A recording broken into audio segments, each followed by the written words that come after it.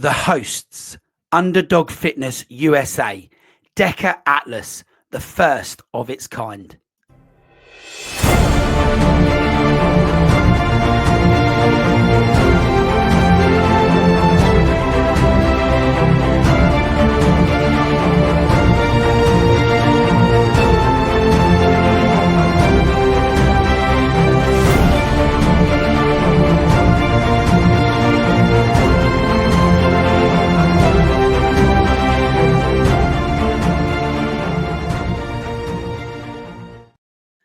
Hello and welcome to On The Rocks podcast with me, Coach Marshy. Hope everyone is well.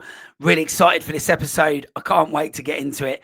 But as you will have known if you're a regular listener, we once a few episodes back hosted Yancey on the show, founder of DEKA, and he introduced the idea of the new concept, DEKA-Atlas. So we are going to talk about the first ever DEKA-Atlas today, as we mentioned. But with these events now being rolled out across the affiliates, we're going to welcome today's guests in, and let's welcome Alexander and Kevin, aka AJ and Bubbles. How are you guys? Awesome. Thanks for having us. Yeah, doing great. Thank you. Yeah, no, great to have you guys. And we, I always like to declare how this meet occurred, and we actually have met in person. We met at the DEKA World Championships in 2024, where you guys had a fantastic performance, and we will touch on that later on for sure. So let's start off with setting the scene for everyone.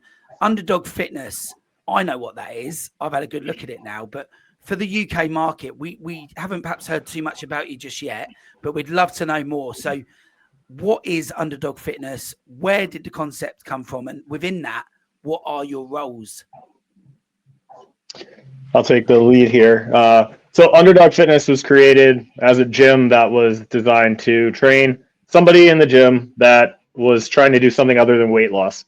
As a fitness professional for 15 years or so, I spent a lot of years helping people lose weight, which I did a good job at, but it's just a yo-yo. It's just up and down, lose weight for this, stop doing all the habits that got you there, and so on. I've been in competitive sports since I was a kid, and that's kept me in shape. I've had something on the calendar, I've trained, it's kept me in shape. In my adult life, I played semi-pro American football, and then you kind of realize that's not really, sustainable over the long term. Then I got into Tough Mudder, I'm sure you've heard of, Spartan Race, and those were great for years. I did all the stuff that they offered, from the regular Tough Mudder to World's Toughest Mudder, which, quick plug, I'll be coming out for the World's Toughest in the UK this year. So looking forward to meeting you guys. And Spartan, from the sprint all the way to the 24-hour ultra in Iceland. So that was kind of my background before 2020. I worked in a big box gym trying to train Spartan athletes. And then during 2020, when we were all shut down, super fortunate to get connected to some people that had some big ideas and challenged me to do something for myself, but not just weight loss. Like, anyone in the fitness space knows the best people have a niche. What's your niche? And for me, it was like, I want to train athletes. But prior to that big box gym, I trained college athletes, which in the States, unless you're working for like a Duke or UNC or like a big, huge football program that has tons of money, there's no budget for strength and conditioning. So you end up training athletes for free and trying to make a living on the side of that just for the love of the game, right? So then I moved to Connecticut, one of the states I live in now, and worked big box gym. So when I opened my gym, I was like, I want to train athletes, but I don't know how to get into the niche of like collegiate athletes or professionals where there's money. And my friend suggested, he's like, well, you spend all your time with these obstacle course races. Why don't you just train those people? So I opened a gym. There's not a huge following of Spartan Race in the very close vicinity to where I live. So when I travel to the races all over the Northeast of the States, I have a ton of friends, but they're all spread out like within, 4, 5, 6 hours. So none of those people are coming to my gym to train. So we created this space. Basically, I built out the gym for me to train. In the process, HYROX I did before COVID. So I was like, this is a cool freaking concept. DEKA was in its infancy. I'm like, I need to become an affiliate. I want to be involved in that space because this is actually like kind of what I'm built for. And DEKA was built for that. And then as our exposure grew, people were reaching out like, I want you to coach me, but you're far away. So what do we do? So I developed an online platform, and all of our clients were not close to our gym. So very few actually had even been to our space. And then 2021, we took on a few athletes, and I'm like, I just want to get you guys to age group podiums at local Spartan races and do some DEKAs. 2021 bred some nice success and got us some exposure. 22 took on another crop of athletes, a little bit bigger and coming in with a lot more quality. Not that the first group didn't have quality, but they were more like weekend warriors, like I want to race and compete. Year 2 was like, I'm already competing. I get a podium here or there. I want to win every time. I want to get to elite. So then year 3, even bigger, broader, more success prior to coming in. So the quality of athletes, and then the ones that were already around, now they're in the elite ranks. So that kind of built so big. 2023 DEKA World Championships. My personal success drew a lot of attention to us. We drew a lot of new clients, and I guess growing pains, so many so that I couldn't handle anymore. So last year, I'm like, how do I grow? I don't have more hours. My capacity is limited. And I also promised these people I want to get them to the next level, but I'm running out of gas. How do I expand? And here lies opportunity for AJ to slide into a coaching role.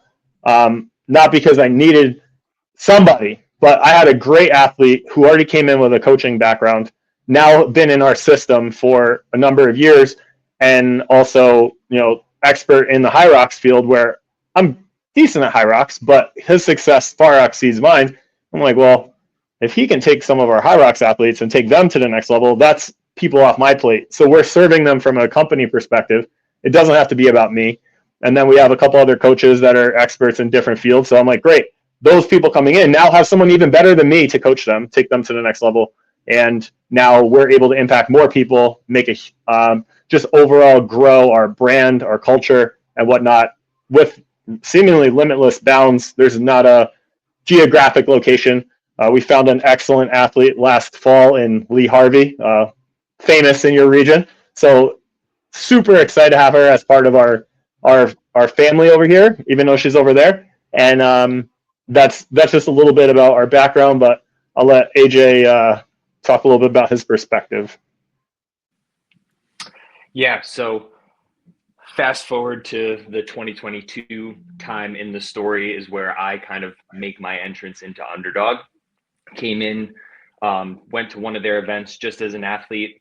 I was very disconnected from the hybrid space, so I had no idea who anybody was. Just showed up to do the DEKA-Mile as a random person looking to earn my mark, test my fitness. Did the DEKA-Mile, started to have conversations, small talk with athletes, Underdog athletes at the event. And thankfully, the Underdog community is extremely welcoming and like positively consuming. So started having these conversations, making connections, and like building relationships, and started to pursue the hybrid stuff a little bit more intentfully, with the guidance of Kevin and Jess and some of the other Underdog athletes that I met on at the DEKA-Mile, and became part of the Underdog team after that as an athlete. Continued racing DEKA, Spartan, HYROX through 2023. Worked towards getting some more like coaching certifications, got my HYROX level 1. And then, as Kevin mentioned, when the demand became a little bit more than anticipated after the 2023 DEKA World Championship, and we needed to figure out a way to expand but preserve quality and make sure that we were able to give each and every athlete the same time, effort, and energy. We onboarded a couple of coaches, one of them being myself, and now we're kind of just rolling through, taking on some more athletes. We're up to almost, I think the number was 52 podium chasers for the 2025 class. So we've almost tripled in size since 2022, and it's just been an awesome journey so far. Yeah, no, the UK perspective from my perspective, and Carol, who's one of my coaches here, and she competed at DEKA 2024 World Champs where we met you. Everything you've just said, before we even spoke to you in person at the event, when we were just kind of working it all out and saw your gazebo and all of those things, you know, the jerseys and the kit that you're wearing, we were picking up on a lot of what you've just said, especially what you were saying, Bubbles, about the whole kind of like the community and the culture and what you are and what you stand for. And then AJ, you've mentioned there about being welcoming when you came in and how it was.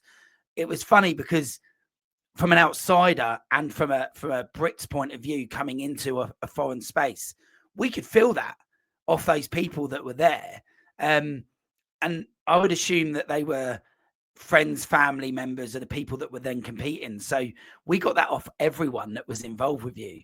And that was before we even spoke to you guys and established who and what you were. So from our perspective, we can definitely back up everything you've said. And we were, I guess we were super impressed, guys, that, you know, and you might have reminded us a little bit of ourselves in terms of like the togetherness that you showed, where, you know, you ask anyone in the UK space and they know who the Purple Army are now. They know that we are Purple Army. And we looked at you and we were like, oh, these guys are cool because they get it. Or in our world, what we think it's about, they get it. And you showed that and represented that really well. And we were super impressed. And that was without the actual kind of performances that you guys showed, right? So that was really cool. But yeah, just thought I'd feed that back to you while you were here, just so you knew. Thank you so much for that. Yeah, I think from the beginning, you know, when you build a brand, it has to be built on you because the brand is just a made up thing, right? So I'm like, all right, I have some athletes. I'm succeeding, but I don't want it to be about me. I made, you know, the kits, the logo, that is the thing people see. But how do you create the culture that people feel? And that was my big goal from the beginning. And now, like I said, 2023 got us a lot of eyes on our brand because of me. 2024, like, yes, I succeeded, but you can delete me from the results. And our brand is massively successful because of so many people that are training with us as individual success. And that's, I guess, that's the biggest win for me, because not to take credit for any of their success. Like I tell them all the time, like, oh, it's just because of you. I'm like, no. I just told you to do a couple workouts and helped you think a little differently. You put the effort in, you committed yourself, and you had the right mindset, and you went out there and you competed. I wasn't on the court field in the arena with you. You did all that. So just being able to shine the light back on them. And then, you know, as a brand, as we talk to new prospective clients, it's like, what can we do for you outside of the training arena? Like, can we bring eyes to you? You're XYZ, you're in whatever your area, your niche. How do we make you seem, how do we increase your exposure to your community? And we have a lot of people that train with us that are trainers in different gyms. How do we increase your credibility amongst your people so you can make a bigger impact on your people? And that's what really do. And I think that culture, as you mentioned, you know, it started as a vision that was really small, and now, and seeing how that's been embodied, that's like the fruition, coming to fruition of that vision. So I appreciate that you noticed that even before talking to anybody. Yeah, and that was really apparent. And you know, a lot of our regular listeners will know who Lee Harvey is. They will have met Lee at some point. Now, of course, we had a WhatsApp group before we came out, all the Brits, and we were in there, and we knew Lee was coming. I've got to say that first morning, Friday morning, her performance was unbelievable. And then unreal. When really unreal. And then I interviewed her at our recent DEKA event here on site.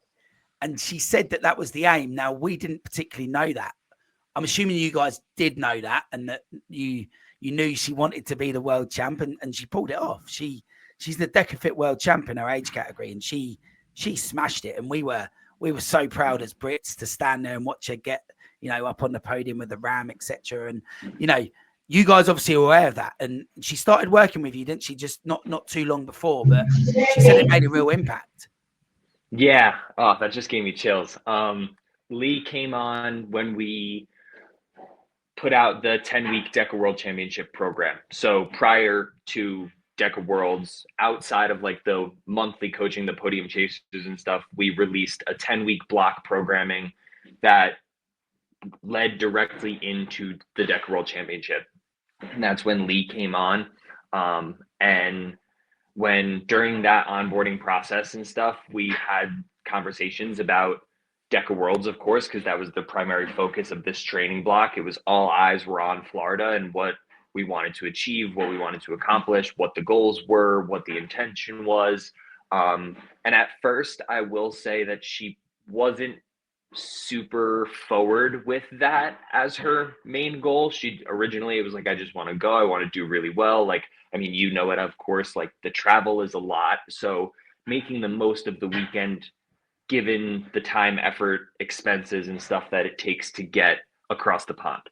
So as we started working through some of the training and stuff, then she came a little bit more forward with those goals of like, I want to win this thing. Like, I want to win my age group. I want to like become the age group DEKA-Fit world champion.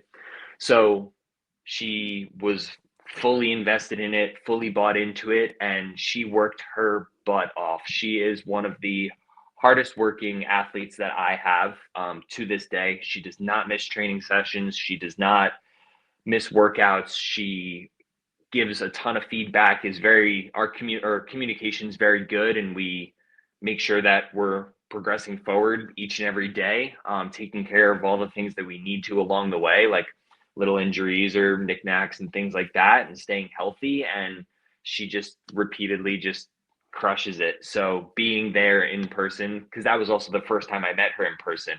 I wasn't able to catch her before her race. So I got to the venue and she was already out on the course. So I was able to watch her race and then give her a big hug at the finish line after she won. And that was so awesome to be able to experience with her. Yeah, for you, Bubbles, watching that as the founder and the boss, if you like, and the leader of Underdog, you know, how did that feel to you? Like seeing that unfold and seeing AJ's reaction and seeing Lee's reaction and the whole thing sort of coming together. It must have been like a perfect moment.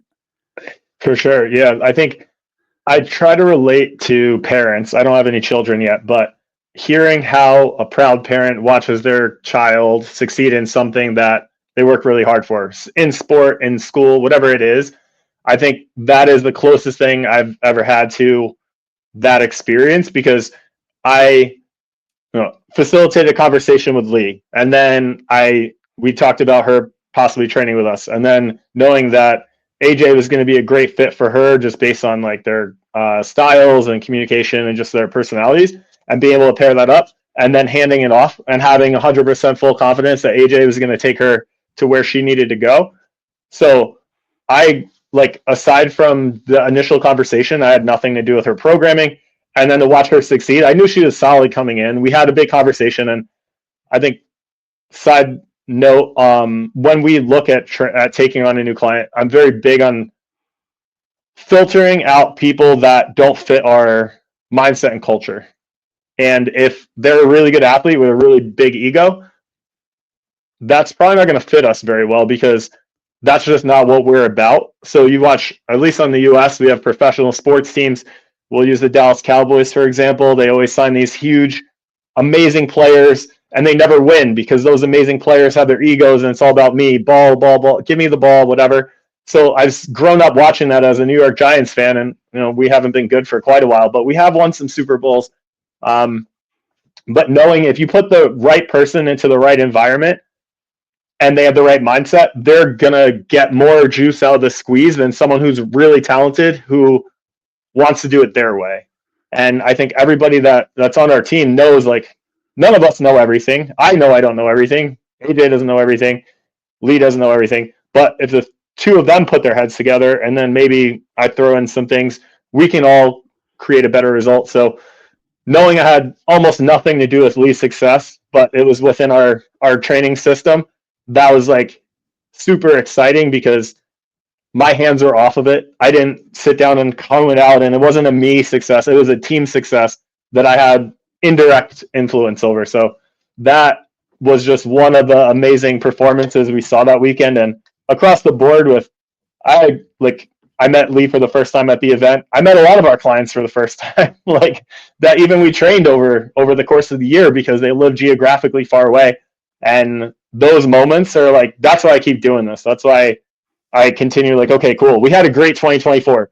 What do we go after in the next level? Where's the vision for the next step? Because you always think you're going to dream big and then fall short and it's going to be pretty good. But to think about like the big dream was to have a bunch of world champions. And then we finished Ocala, Florida. And I'm like, holy crap, we have a bunch of world champions. I don't think we could have done any better. Like, yeah, this person could have got first instead of second.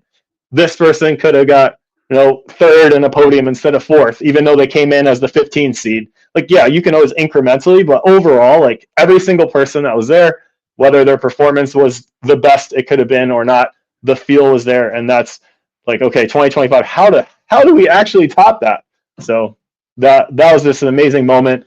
And it really challenges me to think even bigger because, us as leaders, myself, but now having AJ and Kayla and Ricardo as other trainers, our limiting beliefs are going to hold back our people. So we need to be the leaders and dream even bigger because we're going to be able to pull people to another level. And if they think bigger than us, we're going to be restricting them. So that's my piece on that. Yeah, no, that's really cool. AJ, anything to add to that or? Yeah, and I think that the biggest thing with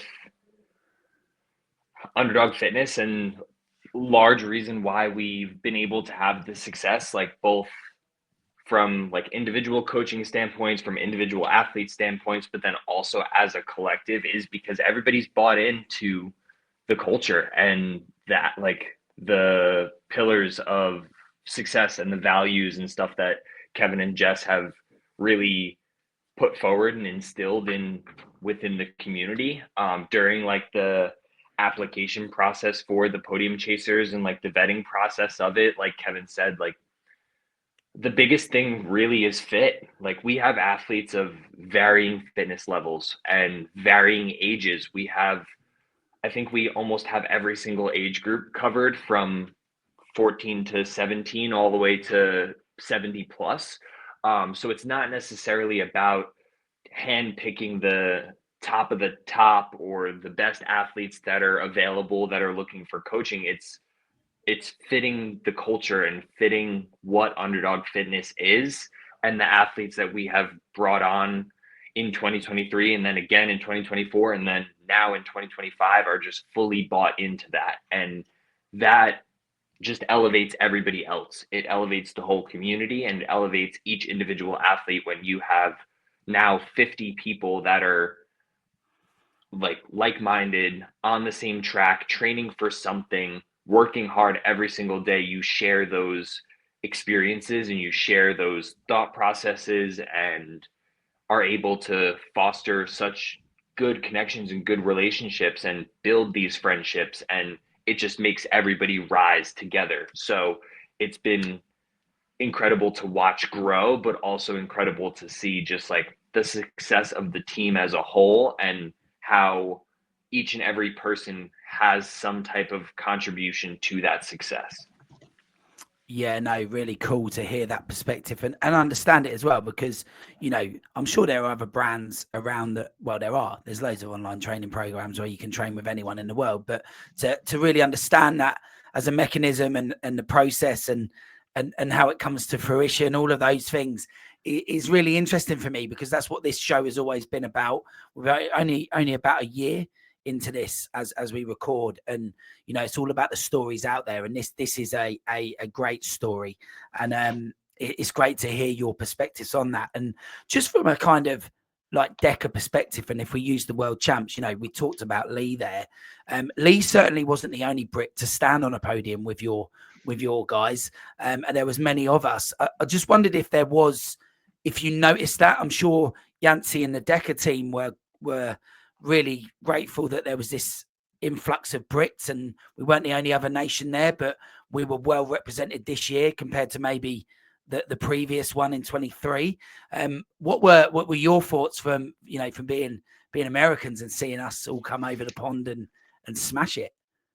I've been participating in OCRWC and Spartan World Championships and World's Toughest Mudder since 2014. Those have always been the best event of the year. Even there might be bigger events, but those have been the best events because you're racing against people you don't even know. well, when you're first new, you don't know anybody because you're like, oh my God, that guy's from Spain. This one's from Ireland. This one's from Scotland. He's got his kilt on to let us know. This one's from all those different nations, and you see a jersey and you're like, I don't even know what flag that is. And you look it up and you're like, wow, they're here too. Those are always the coolest. And as you mentioned, the first couple of years of DEKA, like it wasn't an international thing. So, I mean, there were some gyms like in Australia and I guess the UK probably for the first couple of years, but the push to make a world championship and to get people from the world to the championship, which is really the drive, it wasn't quite developed there yet. And so this year was the first year it felt like there was some international flair, and it makes for good storylines and it makes for good races. And we look at like it was Alphonse from Spain, I think. He in the leaderboard all year, and we're like, I've heard of him because of HYROX. He's fast. He put up a time that competes with our best Americans. That's gonna be interesting to watch him come over here and throw down. And then also, like seeing some times that were put up amongst the Americans. If someone's time pops and it's like in the top 10, that's kind of a flag for us. Like, oh, who is this person? How come we haven't heard of them? Let's start following them and see what their progression is. What is their background? What background did they come from? I'll give them the fitness to jump in and debut at this amazing time. So we start to get to know all the American names, maybe not as in the deep depths of the age groups, but at least in the elite. But then once all the international gyms have started having more of an influx of DEKA and having some specific training, those times are getting better and those names are popping up. And we're like, oh, I haven't seen this person, but their name has popped up here, and here. So it's something, as a fan, if nothing else, it's fun to watch new names come into the sport. And then to line up next to them, you're like, oh, I don't even know this guy, but he looks pretty fit. Guess we'll find out. Yeah, that's cool. That is cool. So just going to rewind to October 24 now. And Yancey reached out to me as, I think we were the 8th UK affiliate. There's now 30 of us, or 30 plus now. But I was the 8th one. And he reaches out and he says, Neil, let's do a podcast about DEKA-Atlas. And there'd been a few carrots dropped out on social media, and it was clear that they were working on something. And he sort of gave me that exclusive interview for the European market, if you like. Obviously, he had recorded with others like Matt B. Davis and others in the US, but it was great to get that moment and for me to hear all about it. The fact that I had to sit on it for 2 weeks was hard. But, DEKA-Atlas, I said it there in the intro. It's now in the affiliates. We got our first one coming up in April in the UK, but you were the first ever official affiliate to host a DEKA-Atlas. So we're really keen on a number of levels, sort of as athletes, as gym affiliates, as coaches. We want to understand a lot about that event. And obviously you guys have had hands-on experience now. So tell us how that came about. Were you selected to do that, or was it just that you got in there first? How did it work? Well, we're definitely one of the affiliates that has a pretty good relationship with Yancey for sure. As he was developing it, he's reached out to me over the years for guidance on potential rule changes or rewording of rules, because every year the rules are what they are, and then as the season goes on, people kind of figure out how to, I don't want to say skirt the rules, but work within the rules, and then it looks bad. So how do we clean this up? Because people are getting out of what the spirit of the rule would be, and if you think about it in other sports. So when he was developing Atlas, he reached out and he's like, hey, I'm working on this project. Don't want to tell you too much. Here's a few exercises. Can you do these? See how you feel. Send me some feedback. And then I'd do them. And he's like, okay, can you just don't tell anybody about any of this? You're sworn to secrecy. Can you try out have a couple of your athletes do this, time it, and send it back to me? So I'm like, okay, I'm testing something. I don't know what it is, but we'll find out soon. And then kind of around the time where you got the announcement, he's like, all right, we're good to go. We're waiting on some things on the back end to be able to launch it. And then I just stayed on him like, hey, when's this going to be available? When's this going to be available? When's this going to be available? And he's like, all right, I can't tell you. Then he finally gave me a loose date. I'm like, all right, cool. I'm going to make sure our winter event falls as close to the start of that window as possible so we can get that first one, at least the first weekend. And when he was ready to launch it, he's like, all right, I'm only going to launch it in a couple different gyms to make sure we can have the event and not like bring it to mass market, because if we want to work out the kinks, what went good, what do we not foresee having as challenges, and if we have a couple gyms do it that are great affiliates that run great events that know how to handle the masses and everything, we can work that out before we allow everybody else to hold it. So we were very fortunate to happen to be available on the date that we could launch it, and no one else was that day, and be in that first little like group of, I guess, like beta testers of an official event. So that's kind of how that came to be. Yeah, so Yancey's actually traveling over to the UK for the first UK event, and that was Nice. that was exclusively chosen for the same reasons, I guess. I've not spoke to Craig about it officially, but it sounds like it was selected for that reason, and because they want to test it, and they don't want everyone just to try and roll it out. But we are now able to service form and request it if That's we want awesome. to going forward. So that's cool. And then AJ, you didn't participate as an athlete, but sort of from your perspective as a coach, knowing that this date was coming up, was there a shift from members and people around you that wanted to get involved, or did you just carry on as normal and a few people participated? I would say for the most part, the masses kind of carried on pretty normally. There were a few people like within Underdog that were super excited about DEKA-Atlas and being able to take on a new event and give that a try. In terms of like from a coach's perspective, I didn't have any athletes that did DEKA-Atlas at this event, but I do have some that are looking at DEKA-Atlas's upcoming at other affiliates. And programming definitely changes. It's different. I mean, it's a whole new subset of movements and a lot of different capacities and muscle groups that are demanded for DEKA-Atlas compared to DEKA-Strong, Mile, or Fit. The event flow is obviously different. I mean, conceptually, it's still the same 10 zones as fast as you can get through it with your transitions and everything like that. But from like an on paper perspective, they're fairly different. So from a training perspective, definitely there's been a shift and working more specifically for like towards DEKA-Atlas rather than DEKA in general. Because when you're programming for DEKA, Strong, Fit, Mile, you can keep a very similar structure and carry on with a lot of the work will carry over and overlap. But now DEKA-Atlas being thrown into the mix, there's no overlapping movements that are exactly the same. They're all kind of twisted a little bit or substituted. So there's definitely a shift in focus from the coaching side of it for athletes looking to participate in DEKA-Atlas. And we did see, like, we had a good demand for it at the first event.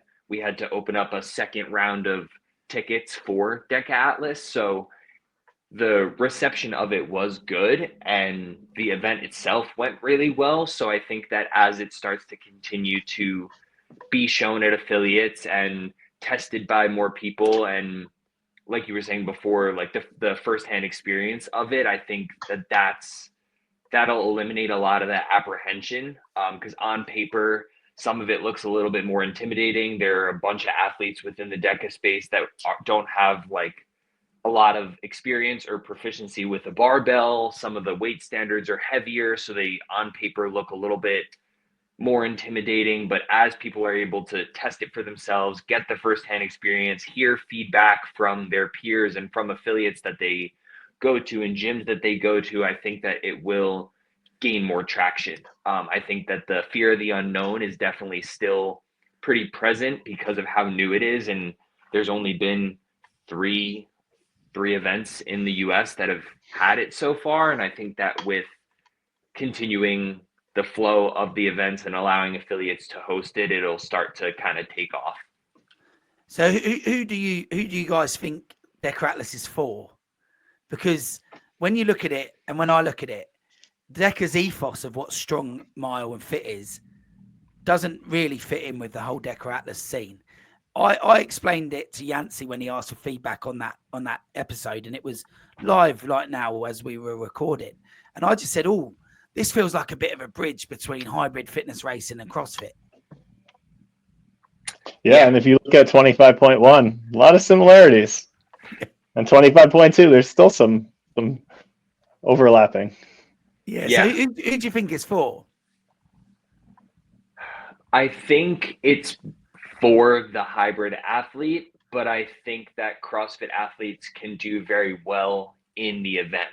I do think that it can serve as a bridge for CrossFit athletes that have been looking at hybrid and maybe have not taken the leap yet, or have given an event a try because of some of the other demands, or some of the other reservations, where DEKA-Atlas could be that bridge that allows a CrossFit athlete to come and try a hybrid event and see if it's something that they would like to participate in or compete in or train for, which then obviously can lead them through to other events, Strong Fit Mile, HYROX, and be able to get into the hybrid space. I guess from an athlete perspective, I would say that DEKA-Atlas is more for the individuals that are also good at the DEKA-Strong. I think that the power output and the strength components and the demand of DEKA-Atlas is more comparable to the DEKA-Strong than it is Mile or Fit. But I do still think that it's definitely a hybrid athlete kind of race because of the longer time domain and the time cap. I mean, we have seen some people, like Kevin was just over 11 minutes, but some people will have to be fighting against the time cap. There will be some athletes that get to that 30-minute mark and they're trying to finish up their last couple reps, or they're going to miss the mark. So thinking about time domain, I think it still leans towards hybrid with some of the CrossFit movements or like methodologies kind of mixed in. Yeah, no, that's really cool to get that perspective. And having been there and seen one, you would have seen, I guess, like you just said, the guys and girls that are close to the mark, and then 11 minutes bubbles. What talk to us about that, because it's good to understand this from your perspective as an athlete now. A new concept. Yancey obviously threw things at you during the process of building this out, and you've now done it for real. How was it in terms of comparisons to other DEKA disciplines, and then also other hybrid fitness disciplines and an OCR? What was the demand like on the body as you went through? I think, well, backtrack, both of you guys said bridge the gap between hybrid and CrossFit. And I think on paper, CrossFitters are going to lick their chops and be like, yes, this is super light. I can't wait to do it. There's no running. I'm off the hook. And I was really excited to see, we had some CrossFitters come for our event that don't come to our DEKAs. So I was really excited to see how they would do, because I'm like, I don't know what their day-to-day training is, but I did some CrossFit back in the early 2015s, like that range. So I know what it's like to be in a box and do your WOD all the time. And I watch the CrossFit games. I've done the open a bunch. So I was excited to see that our pull there. Also looking back at our results from our event, we didn't have anybody that was close to the time cap. So, and we had a early 50s-year-old man. He's a smaller stature guy. He loves Spartan races. He's doing really good at DEKAs.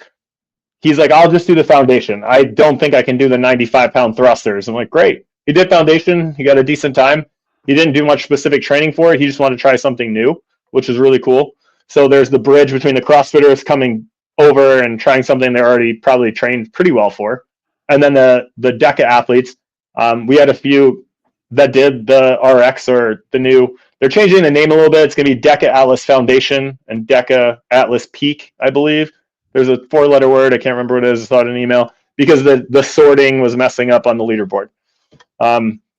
But from my athlete perspective, well, I hosted it. So I was like, I need someone to go first that's going to give it a good go, wants to be the first ever. So Caitlin Troy kicked butt, put up an amazing performance. And then I was like, all right, as the host, let me make sure everyone gets their race in, and I'll just go last. Kayla Cittadino, our one of our best female DEKA-Strong athletes, also was like, hey, let me let them go. And then it worked out perfectly that we could go head to head. We trained very similar because we're both DEKA-Strong first athletes. And to go rep for rep with her throughout the whole thing, it was such a great race in the environment. Because you often times with the DEKA-Strong in the mile, you don't get to race anybody. You go when the time is ready. You don't get paired up specifically with anyone unless the facility creates it. Like I had the pleasure of racing head to head with AJ and Tara Jackson in a mile at our gym last year. We all PR'd amazingly. It was the best experience of a DEKA like gym event because we actually had someone of similar caliber to go head to head with. But that just doesn't happen at Strong and Mile, only at the Fit. So I think that ends up being like a shock to the system when you get to DEKA Worlds, because now you're actually racing people in a time trial race that you qualified in. But from the athlete perspective, I think I simmed pieces of it when it was in development. Once it got finalized, a bunch of stuff changed, and I didn't get back to specifically training for it because I was training for HYROX Las Vegas, and then I got sick because everyone that went to HYROX Las Vegas came back with, except AJ, he's the unicorn, came back with some disease from HYROX, some flu. So coming in, I was like, I'm just happy to be here. I just hope I can perform because I didn't know how my body would do. But on the day before, or the Friday before, this was on a Sunday, I was like, let me go through all the exercises. But because we were off site, all of our RX weights were already transported. So I did everything like with whatever we had left at the gym. So some were lighter weights, some were on, depending on what we had. And I was like, all right, that didn't feel as bad as I expected. My body's recovering. Definitely overhead shoulder fatigue. But since Atlas was announced, like I haven't done overhead pressing because Spartan doesn't have it, Tough Mudder doesn't have it, DEKA doesn't have it, HYROX just has balls, and I'm pretty good at the sled. So I'm like, my amount of overhead pressing since I stopped CrossFitting has been very minimal. So that was something once Atlas got announced and you talked about training differently, like that's something you have to add. But the training block I put in for HYROX had quite a bit of overhead strength. And then I did the Dirty Dozen. I saw what that was and I time trialed that one day and that killed my overhead pushing and my grip. So a lot more focus on touching on those pieces. So going into the event, I was like, all right, I'm pretty confident I'm going to do as well as I can. I don't have a time in mind. I'm just going to, it's the first day. I just want to beat these CrossFitters because they're coming to my gym and it's able to do that. But I think it was more so a fact of me racing Kayla head to head and me beating her on one station and being a lead and then her passing me on the next station. But like just a few reps and like, I'll hang in here and hopefully make a push at the end. But in DEKA-Strong, you're dead after the bike. And unfortunately, Atlas doesn't have a bike, so I was heartbroken about that. But I finished DEKA-Strong as everybody does, and your engine's cooked and you're laying on the ground dying. Metabolically, Atlas didn't kill me. It was muscular endurance that wore me down. But metabolically, there's a lot of movements you can't really go faster with. Like the surrender lunges, you can't go much faster. The jump rope, if you try to go faster, you're probably going to trip and that's going to cost you more. The Atlas, pick it up, run, like I did that. And then that was the last station. So it's more so like stability and patience to get the movement pattern right than hammer as hard as you can on a ski row or bike and burpees to try to like survive. So a lot of nuances in that regard, but it was really cool you can sim things all you want. It's not the same as race situation where you have a clock and a person and an audience. So yeah, you kind of preempted it. So it wasn't like you were hanging on in the pain cave like you do in some of the other disciplines. We are hanging on. Even in HYROX, you can be hanging on from sort of like so, you know, I think it's interesting to hear that it wasn't like that in the same way. And you know, for me personally, I'm looking forward to trying one day. And you know, AJ, is that very much the situation for you? Looking forward to it? Yeah, I'm definitely looking forward to it. I also come from like a CrossFit background before I started getting into the hybrid stuff. And as Kevin said, like doing, like I've done the open so every so often. I'm doing it this year. A lot of the training kind of overlaps, and there's a lot of similarities within week to week, day to day training.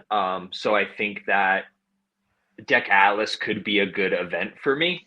So I'm definitely looking forward to testing it. I have done some simulations or some DEKA-Atlas style workouts, and Kevin's absolutely right with the way that it fatigues you is definitely less from the side of the anaerobic like threshold or death feeling of like a DEKA-Strong or a DEKA-Mile, where it's just a sprint and is much more like demanding muscularly.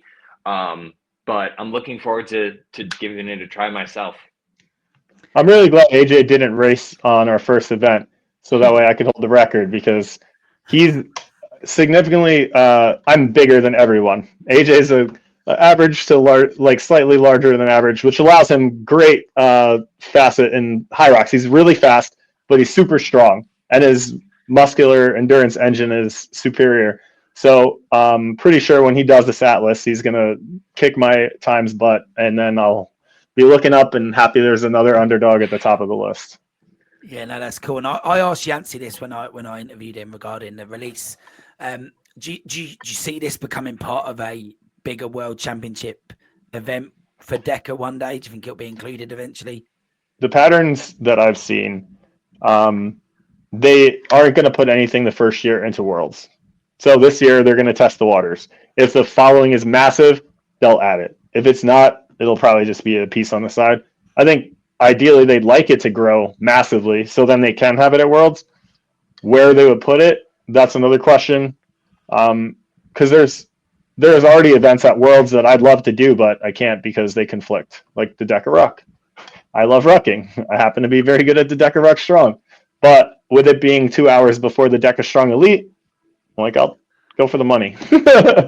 So I'm going to let someone else win that. So I think Atlas, you're going to have to put it on one of the days. And I think if you have a good DEKA-Fit athlete, they're not going to do Atlas because they have to run. And the strong athletes, it would be optimal to be on Friday with the Fit, but because they have some days to recover. But you can't make it a 4-day weekend. So I think if it does gain the popularity that they'd like it to, I'm just not sure where they would fit it, but it's going to conflict with something. So interesting perspective. And so that's really cool to hear about the first DEKA-Atlas, but let's just go back to Underdog.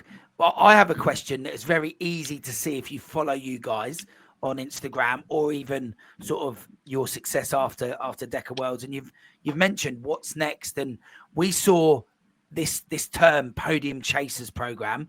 Now, other than the obvious kind of statement of the name, just tell me how that kind of like differs to maybe a more regular program that you put out. Right, so Podium Chasers is our annual application to be part of the inner circle, basically. We'll take clients throughout the year, and we'll have marketing throughout the year for different little spurts. Like, obviously, the HYROX World Championships can be coming up in May. We'll probably launch a program so that way we can take people who are already qualified and help them build into their best performance, just as we did with DEKA Worlds. However, the people that are committed for the year, they're like, I'm in this all in for the year. You know, as a coach, you can help someone get some gains in 4 to 6 weeks. But if they really want to do well, you need to have a holistic annual approach to your training. It's not to say you go ham 12 months, but you have the guidance of a coach who knows how to periodize your training. So if your A race is in December, we're going to build some strength in the beginning of the year and then build some base and then layer in some things and have you do some other events. So you're not just sitting and waiting for 12 months. So the Podium Chaser program is what we've launched every year.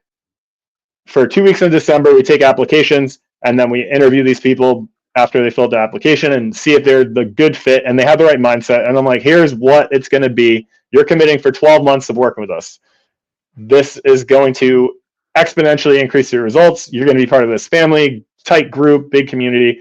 And that's what's produced the biggest level of results for our athletes over the years. And then people that didn't apply, or they're not thinking in December, like, hey, I really want to win next year. That's fine. We have people join all the time, join the Underdog training system throughout the year because like, oh, it's March. I have a race in June. I should probably start training. What do I do? And they're not podium chasers per se, but they're within the Underdog training system. They're still going to feel the culture. They're still going to have, the opportunity to learn, grow, make friends, and all that stuff. But they're not like locked in. I don't want to say locked in like a contract because I don't want that either. But they're not emotionally and mentally committed for 12 months.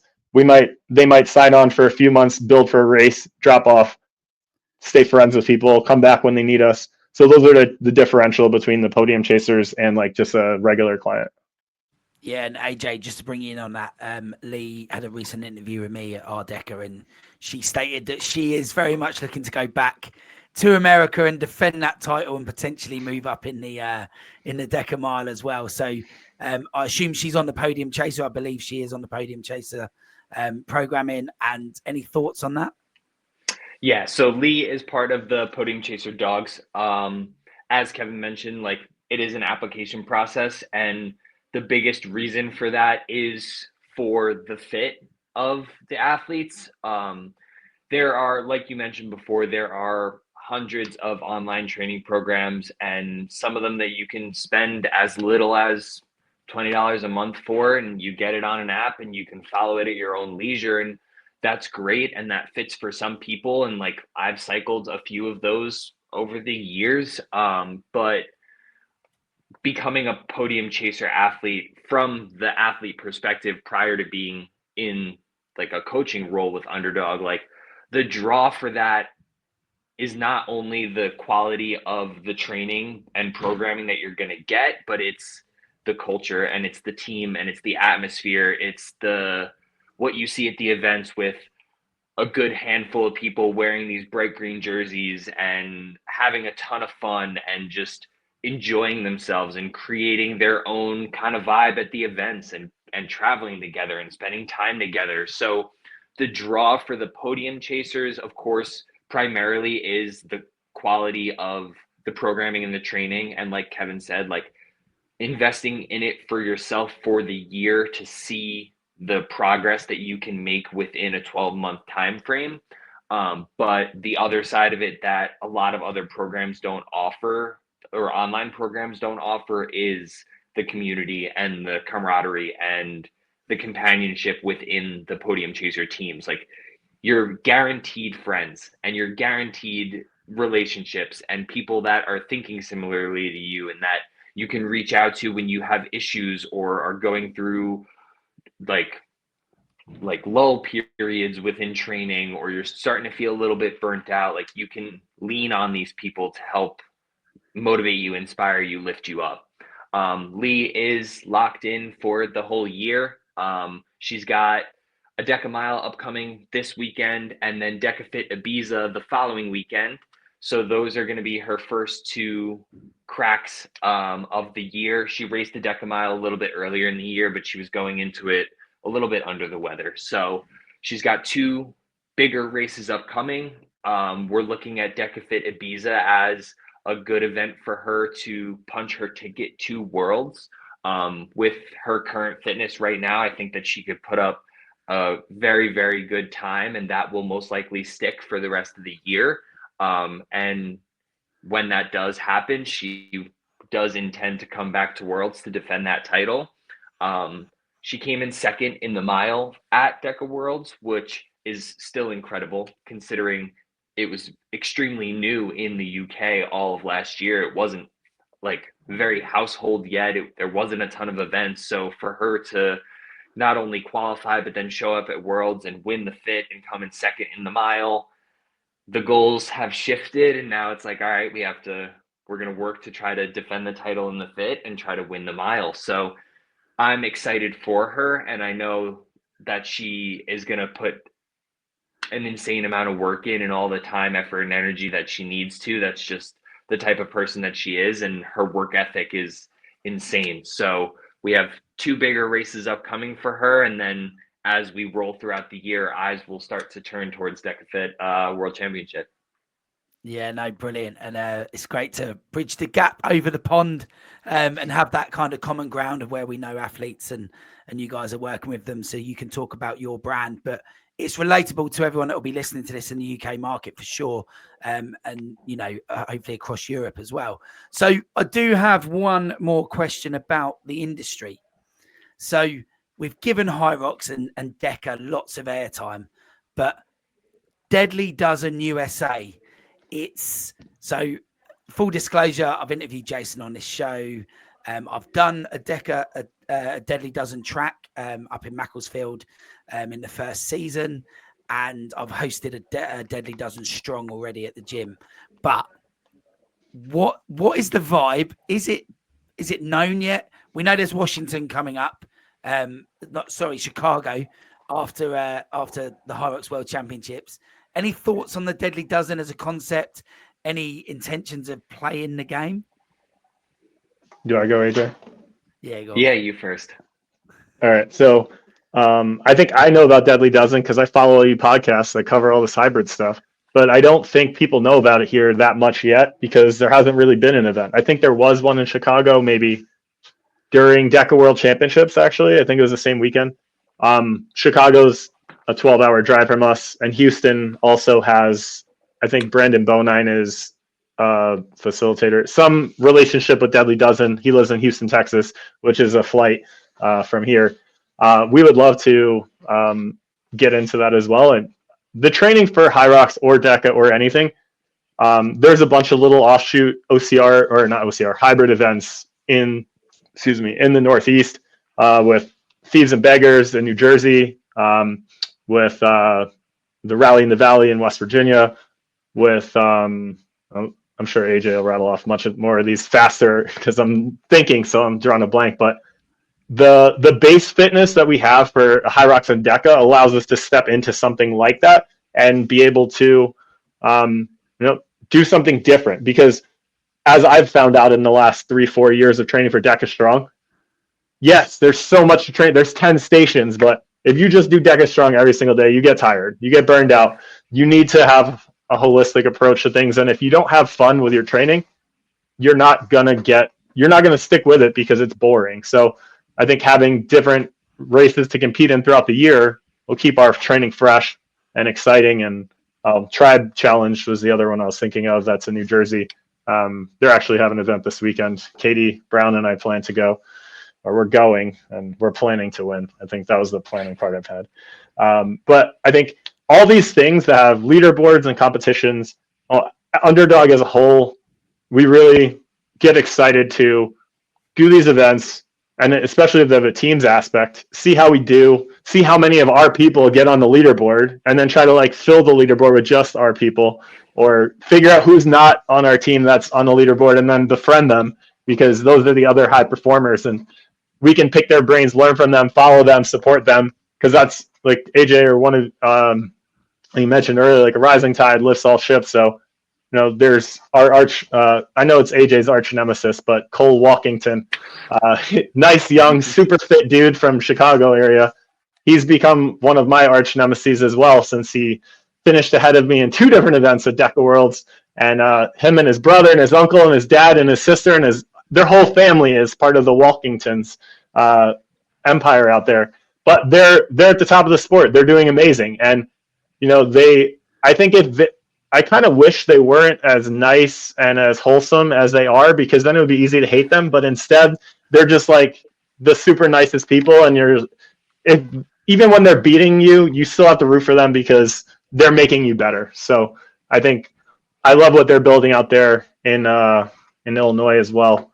But the Deadly Dozen, I think, circling back to your original question, I think once it gets here and some people that are in the hybrid space start doing it and posting about it, everybody else who follows all the bigger names, the unofficial influencers of the hybrid space in America, I think they'll jump on board with that because the following for the HYROX is, worldwide massive. DEKA has been great in the States, but Deadly Dozen is going to grow quick as well. Yeah, and I think that a big thing with Deadly Dozen and the potential of it growing to be big is the people that they have behind it in the US market so far. Like Mark and Lauren are spearheading the Chicago area.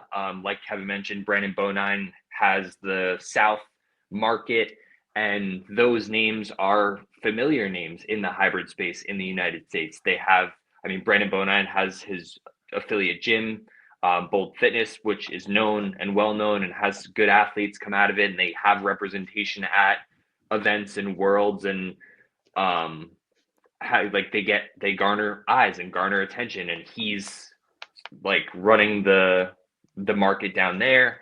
And then Mark and Lauren with their influence with HYROX America and just how incredible they both are and all the work that they do within the hybrid space. Like, they have good people with very good reputations and good work ethic making the push with Deadly Dozen, which is pretty much all you can ask to start. Like Kevin said, I think similarly with like DEKA-Atlas, it's a little bit of the fear of the unknown, but also the lack of events. It's hard for people to be super behind it and be rooting for it right off the jump without any kind of exposure or experience. So right now, Deadly Dozen for us is just events on paper, and you see posts about them on social media, and the flow and the layout and the maps and stuff like that. But for us, that's just all it is right now. They haven't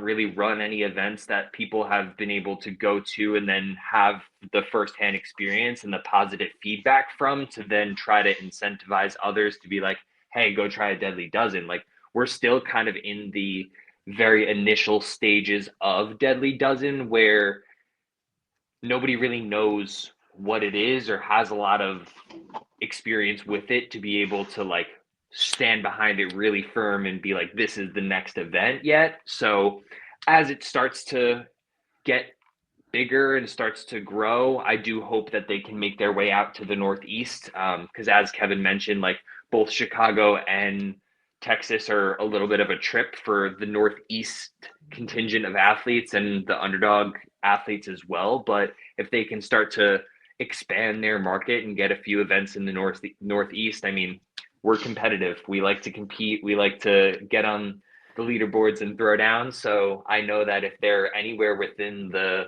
tri-state area of underdog, we're probably all going to be there. Yeah, no, we're like that as well. We've got like Carol and Tatey and a few others that are like in our gym, and they're just the new thing comes out. We've got something called Triathlon now as well, which is ski, Concept 2 bike, and then Concept 2 row. It's 2020. We've got that now, and people just like Tatey are just like, yeah, that's for me. I want to be in it. And that's probably, like you're saying, that competitiveness that us as individuals have, because it's kind of natural, right? It's just who we are and it's what we want to do. So, and like you're saying as well, that base fitness that we have for doing all these events, there is that transfer of skill into each one in terms of like the base that we need and that sort of muscular endurance side of things. So it is really interesting to get your perspectives on that as well. Well, what I can say, chaps, is it was fantastic to talk, and I think we could probably talk all day about this sort of thing. So, we'll welcome you back on the show at any point when we can, because I think there'll be lots of topics come up over the years of this new space. But anything else you want to add? Yeah, so I am committing to come to the UK. AJ, are you coming to World's Toughest Mudder to run with me? You don't have to decide right now, but I'm just curious, testing the waters on. I've been talking to Joe about it, and I'm like 75% yes right now. So we might be in the UK soon. You can let me know. But anyways, Coach Marshy, it'd be awesome for us, at least me, if AJ doesn't make it, to have a DEKA clinic out there in the UK when we come out for World's Toughest. We're not going to run 100 miles. If we come out to run, we're going to compete, but we're going to do it for fun and support our guy Joe Rucco, who's run 100 miles in his first 2 ever World's Toughest Mudders. But I can stick around for a week and pop into a DEKA gym event, or if we can get something on the books for a DEKA clinic, especially, I mean, both of us, we're the undefeated 2-time DEKA-Strong teams champions. So, I mean, we don't have the record, but we do beat the record holders head to head when it's time at Worlds. So that's all I got to say about that. Yeah, no, that was epic to watch, by the way. That was like the adrenaline of just being out there watching you guys do that was huge, and the atmosphere in the arena was big as well. And it was yeah, the adrenaline was big on the sidelines, let alone being you guys actually in it. It must have been something else. And yeah, I mean, any feedback on that? Just because a lot of the guys that follow this channel will have seen my footage of that, which was sort of head on, face on, round burpee, you know, with you guys sort of coming across the line at the end. You know, anything you want to say about that? Because we loved it.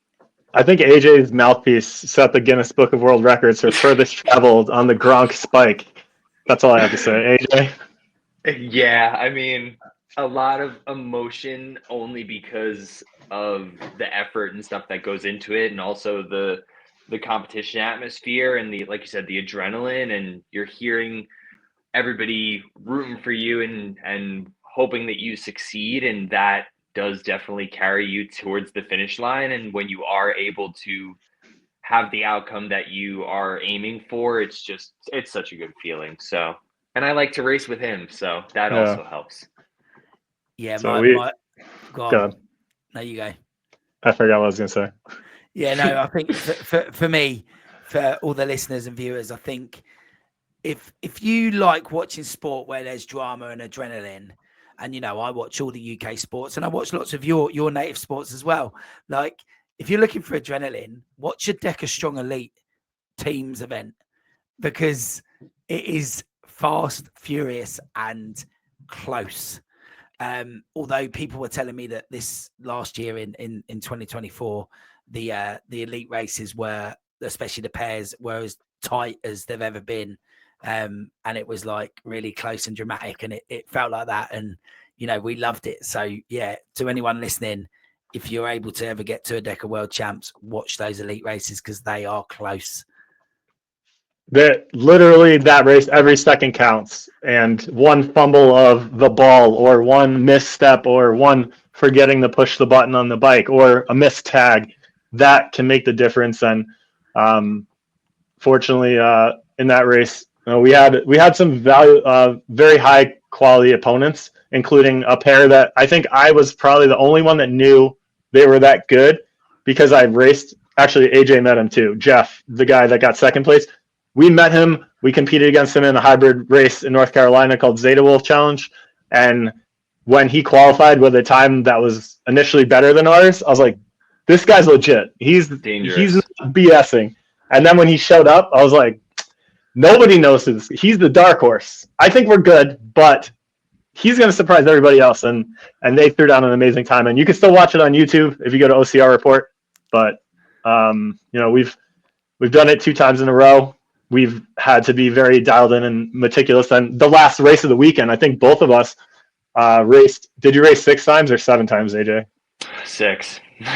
Yeah, between the 2 of us, we ran 13 races in 3 days, and this was the last for all of us. Like, everyone stuck around because like they want to see this main event of the DEKA-Strong male teams, and it brought everything that was promised. Hey, AJ, he knew you only did 6. He just wanted to get it in there, didn't he? That he did 7. Yes, of course. He could have done 7, but he was nice enough to save himself for the when it mattered last. Yeah, the competitive side. It's always one-upping each other, friendly competition. Yeah, but AJ had some podiums, lots of podiums. We got to share a number of podiums together at DEKA Worlds, and not being on the same team, which was even cooler. Because that was cool. He got to be part of a winning team, and we got to stand beside each other. Yeah, and like you say, it's you need those other people to push you up, and the fact that you guys can go head to head as well it must be good for morale and sort of team cohesion as well amongst the rest of the team at Underdog as well. So that's really cool to watch. It's certainly entertaining from the outside. So yeah, crack on, because we love it. So cool. All right then, chaps. What we'll do is we'll round it off for today. But just want to say thanks very much for coming on, discussing everything that we did. Where can people kind of follow you individually and as a collective? As a collective, you can find us on Instagram at underdog.fitness.gym. For me as an individual, also primarily on Instagram at Alexander Golick with 2 Ks. Bubbles the Clown on Instagram with an E at the end. And actually, this question, I've saved it. I'm gonna throw in an extra question. What is Bubbles the Clown? So we'll check back next time here on the Rocks podcast. All right, 30 seconds, and then I'm stopping no matter what part of the story I'm in. So early days of Spartan Race and Tough Mudder and Warrior Dash and all these other American races we had, people would dress up for all these mud runs. So me and my friends from college started running these. We'd paint our face. We'd wear goofy costumes we bought from Party City, which is like a party store. And eventually we were throwing out all these costumes. So we'd spend $100 for the race. We'd spend money for parking. We'd spend $50 to $100 on costume pieces, and then we'd throw them away. And eventually I found this clown mask that I could breathe out of with the mouth open. And I got that, and I raced in it, and I can race in it again and again and again. So when people see the same face, it started to develop a personality, a persona, and everything else. So, i.e. Bubbles, and then the clown. But then Instagram, there's already a Bubbles the Clown with no E, so I added an E. It's silent, like town or all these shop. Some of these other words that have these silent E's at the end. And that's my alter ego. Brilliant. That was very concise. That was very good. Cool. All right then, chaps. And I just want to say thanks to everyone who's listened. And if you do think it's worth sharing or anyone wants to hear this, make sure they get this in front of them by you pressing the share button. Please like, comment as well. It's always very much appreciated. Us small guys need that to keep going as well, and to make sure that everyone gets these sort of vital stories from out there that are priceless with loads of information. So do share those. But once again, chaps, thanks very much for coming on, and thanks to everyone that listened, and we will see you here again to discuss more on the rocks.